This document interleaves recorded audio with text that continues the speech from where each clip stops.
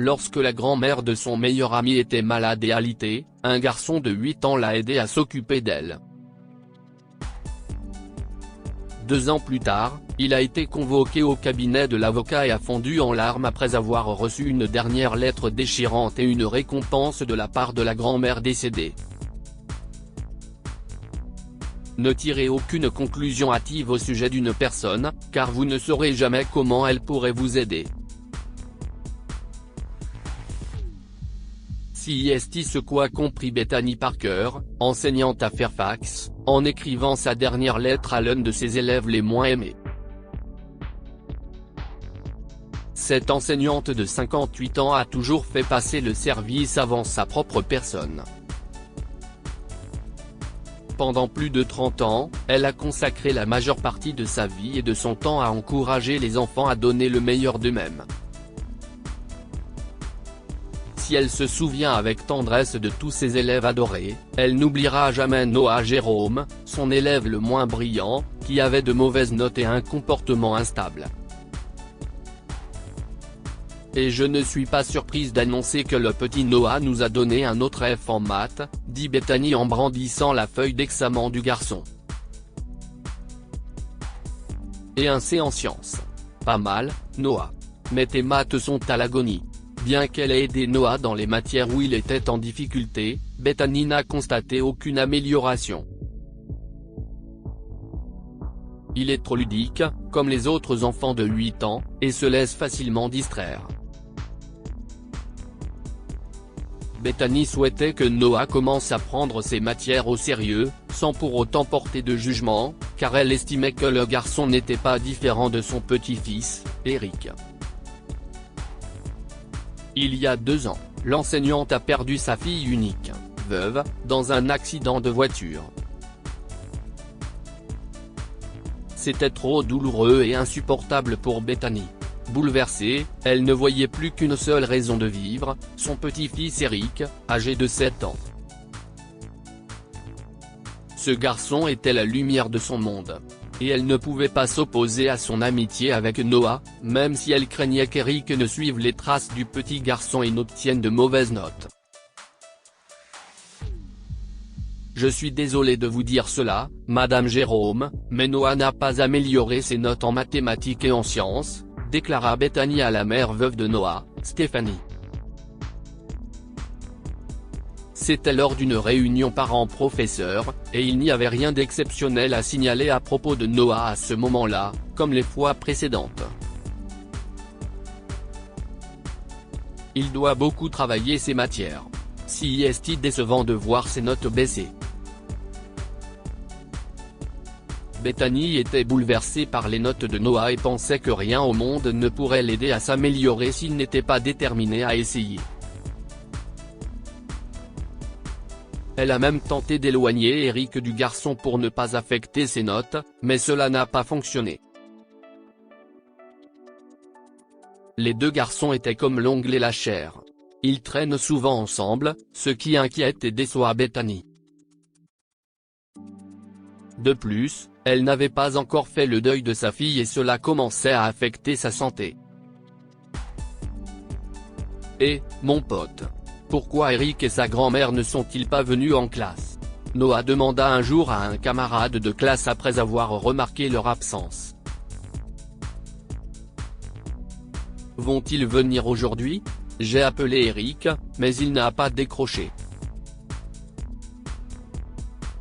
Non, j'ai entendu dire que mademoiselle Bethany n'allait pas bien, a révélé le garçon. Je suppose qu'elle prend quelques jours de repos ou quelque chose comme ça. J'ai entendu la directrice lui parler au téléphone ce matin. Noah fut un peu surpris d'entendre cela. Il avait toujours eu l'habitude de se faire gronder par mademoiselle Bethany et d'être turbulent et bavard dans sa classe. Le fait de ne pas voir sa professeure ironiquement préférée en classe le troublait. Qu'est-ce ce qui ne va pas chez elle? Je viendrai la voir après l'école, marmonne-t-il en attendant impatiemment de voir Bethany.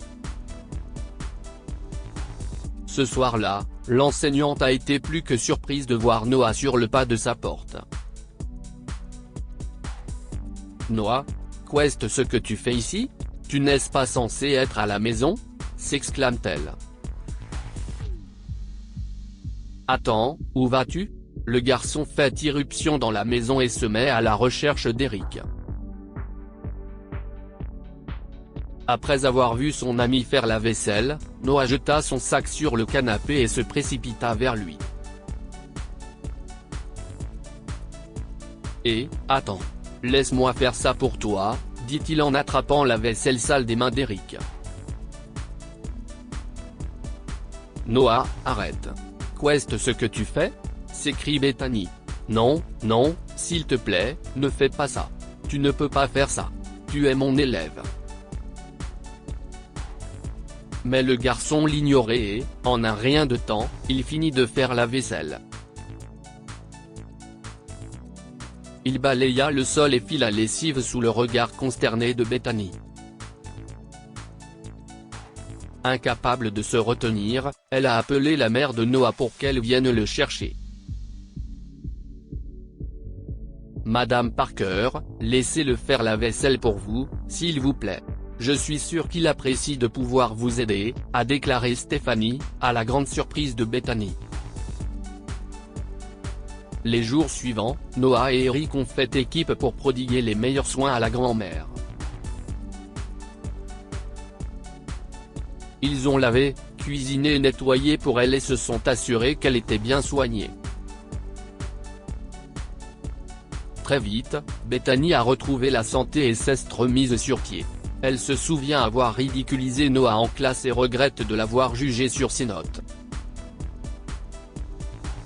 Elle réalisa que le garçon serait un jour un fils responsable et un homme attentionné. Bethany sentait qu'elle avait maintenant non pas un mais deux petits-fils qu'il aimait et se souciait d'elle. Elle s'est remise en forme et a repris le travail. Alors que tout allait pour le mieux dans la vie de Bethany et d'Eric, le chagrin a frappé à nouveau lorsqu'elle a été victime d'un arrêt cardiaque massif 2 ans plus tard. La gentille enseignante est décédée, laissant son petit-fils orphelin et entre les mains du destin. Alors que tout le monde pleurait ses funérailles, un inconnu s'est approché de Stephanie et de Noah, les invitant à se rendre à son cabinet d'avocat le lendemain. Vous devez être Madame Jérôme, et ce petit garçon doit être votre fils, a déclaré l'homme lors des funérailles. J'ai une nouvelle à vous annoncer. Rendez-moi visite à mon cabinet demain et vous verrez par vous-même. Mais pourquoi? S'exclama Stephanie. Quelque chose ne va pas? Qu'est-ce ce qui se passe? Si est à propos de quelque chose que Madame Parker vous a laissé, dit l'étrangère avant de sortir précipitamment du cimetière. Il s'est avéré que l'inconnu présent à l'enterrement était Alex Tim, un vieil ami de Bethany et un avocat. Après la mort de l'enseignante, il a révélé une surprise longtemps cachée et une dernière lettre que Bethany voulait uniquement voir révélée après son décès. Le lendemain, Stephanie et Noah ont rendu visite à l'avocat et ont été plus que ravis d'apprendre que Bethany leur avait légué sa maison, à eux et à Eric. Ils ont ensuite lu la lettre de Bethany à Noah. Noah était ému aux larmes. Il a gardé la main sur son cœur et a dit « Je te le promets, grand-mère ». Bien que Stephanie et Noah soient heureux que leur destin ait changé du jour au lendemain, ils étaient inquiets pour Eric. Le garçon sera placé dans un foyer d'accueil, prévient l'avocat. À moins qu'il n'ait un tuteur légal. Stephanie et Noah ne pouvaient pas supporter de laisser Eric entre les mains du système d'accueil, et plus tard dans la journée, Stephanie a décidé d'adopter Eric. Noah a trouvé que c'était une idée fantastique que son meilleur ami devienne son frère. 6 mois plus tard, Stephanie a légalement adopté Eric et ils ont tous emménagé dans la maison de sa grand-mère. Il remercie le Tout-Puissant d'avoir transformé leur vie pour la rendre meilleure. Pendant ce temps, Noah améliorait ses résultats en mathématiques et en sciences et tenait la promesse qu'il avait faite à son ancienne enseignante de remonter ses notes. Il se rend souvent sur la tombe de Bethany, pleurant et la remerciant d'avoir été une si gentille grand-mère. Que pouvons-nous apprendre de cette histoire? Un véritable ami s'engage à vos côtés et ne cherche pas à s'enfuir. Lorsque la grand-mère de son meilleur ami Eric était malade et alitée, Noah ne l'a pas ignorée. Au contraire, il l'a aidée dans ses tâches ménagères et s'est assuré qu'elle était bien soignée. Faites quelque chose de bien aujourd'hui, et cela vous reviendra demain. Noah a aidé la grand-mère malade de son meilleur ami sans rien attendre en retour. 2 ans plus tard, sa mère et lui ont été récompensés par la maison de la femme âgée. Partagez cette histoire avec vos amis. Elle pourrait égayer leur journée et les inspirer.